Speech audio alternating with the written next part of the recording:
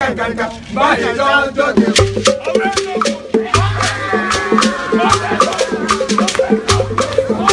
kind of abuse where Peter Obi and his supporters they receive on top say they demand may they bring her to the academic records from Chicago.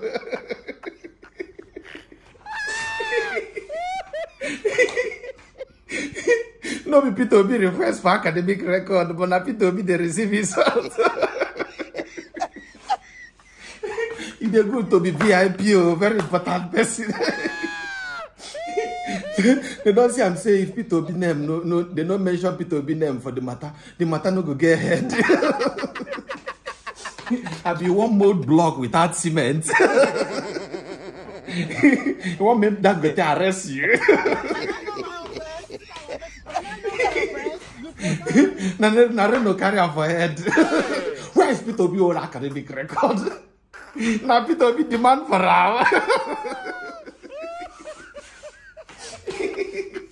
Peter Obi there on his own, no? They go about his normal political business. They go about his normal philanthropist business. They go about normal filing of reports. They file in case for Supreme Court. Oh, now they carry and go put inside with him, no talk about. Reno cannot do without Peter Obi. Anything when they talk for Nigeria, as long as Nigeria politics is involved, Reno must copy to be inside. Somebody stole money in Kano. Reno goes on. But when Peter Obi was governor, they were stealing money in Anambra. Why did he catch some people? What's the relationship? I don't understand how we take the work. Tomorrow I support Peter Obi. Tomorrow I support Atiku. The other day, Tinubu is the best.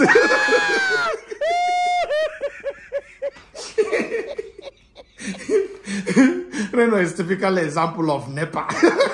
He's fluctuating. You have to have capacity. Nobody is not. He cannot hold his word. Now people don't go dig about waiting he tweet about Tinubu all the while. When he talks, say Tinubu gets all his academic records, they questionable. Today, now in the talk saying go Chicago State University, go verify. He best man now, nothing waste stomach infrastructure, no go do.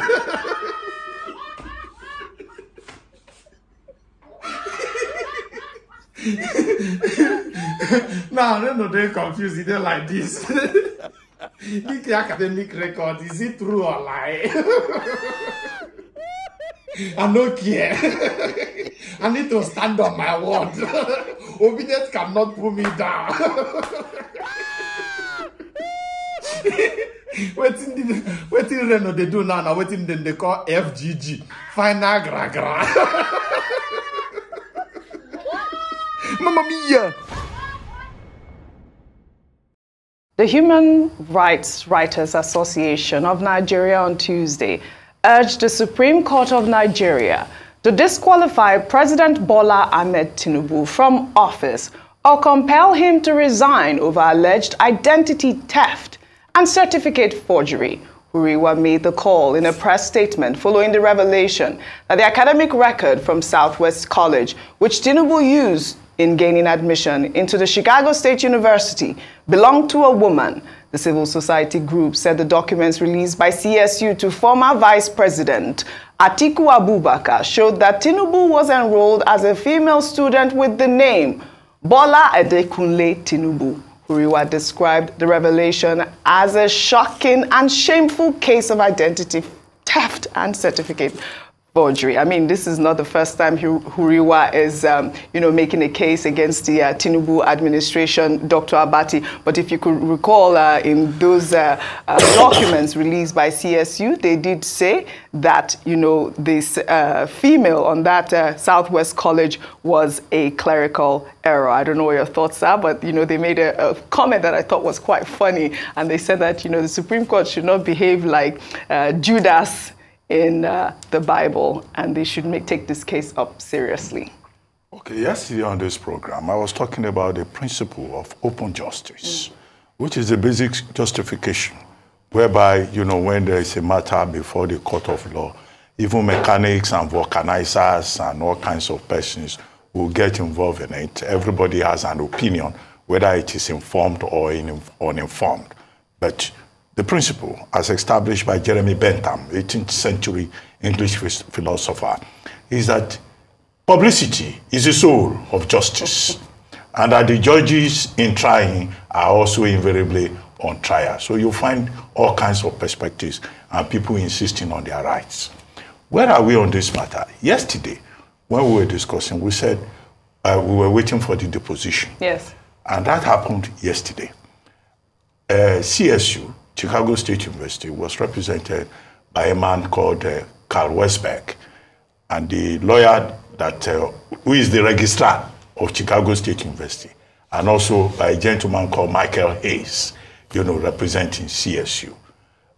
Henderson and Oluwole Afolabi appeared for the intervenor, in this case, you know, Bola Ahmed Tinubu, president of Nigeria. And then there were 5 other lawyers who joined by Zoom. But the deposition by Carl Westberg is what I want to summarize very quickly. One, he said that the person who is president of Nigeria, Bola Ahmed Tinubu, is the same person that attended Chicago State University.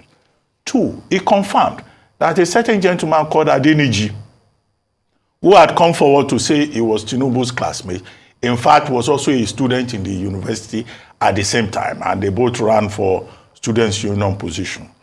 3, he said in the United States, the emphasis is not on diploma, that the diploma that were, you know, that the PDP and Atiku Abubakar are looking for, it's just a ceremonial document, that what is at issue, what they will give out is transcript.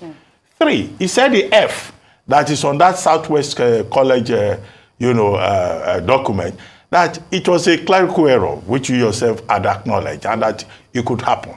But that Southwest College is a major feeder source for Chicago State University.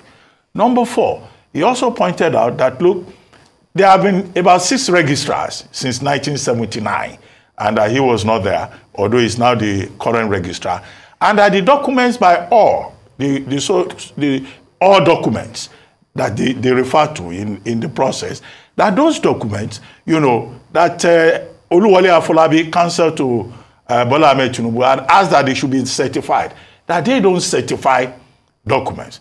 That 4, or is it 5 now, that the replacement that Bola Ahmed Tinubu asked for, right, that they usually don't replace certificates, because, you know, that those certificates are issued by vendors. If you ask for transcript, they give you your transcript. 5, he also made the point about the matter you raised yesterday, that the certificates that they have in their custody are certificates that are not being collected by students. And it happens. Some students will graduate, they will not collect their certificates. So it's possible to show representation of what appeared. So these are, you know, the major submissions by Caleb Westberg. That is that about that. Because yesterday we were saying we'll wait for those depositions. I asked the question yesterday, are there any smoking guns in the document? By the testimony of Westberg, we can conclude that by that testimony, there are no smoking guns for those who are looking for smoking guns. Number 3rd point to go forward is that this trip to the US has been for discovery for use. Yeah, you've made that point. Discovery for use. Okay, this discovery for use, you then ask 2 major questions, which are very relevant at the center of this, beyond emotions. What is the probative value of this, what we have now discovered? What is the utilitarian value? The Constitution makes it very clear that, you know, you can't advance evidence that were not originally pleaded. It's just pure principle. You front load your evidence, and then the defense will file their response. You don't come and plead, you know, piecemeal before the court. So the question that everybody has been asking is, okay, what will now happen at the Supreme Court?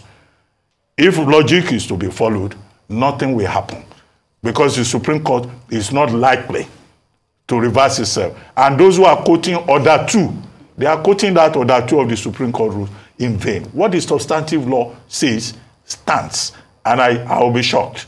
Even the exceptional circumstances that anybody wants to plead, you know, those exceptional circumstances may not stand. I stand to be proven wrong, you know, but that, I think, is the gravamen of the issue, beyond sentiments, beyond emotions. We were saying they should do this, they should do that. Those issues, in fact, the petitioner did not even plead forgery or identity in the original pleas before the Presidential Election Petition Tribunal. That's how it will work out. You know, it's not about, it's not even about technicality. It's a substantive issue at stake.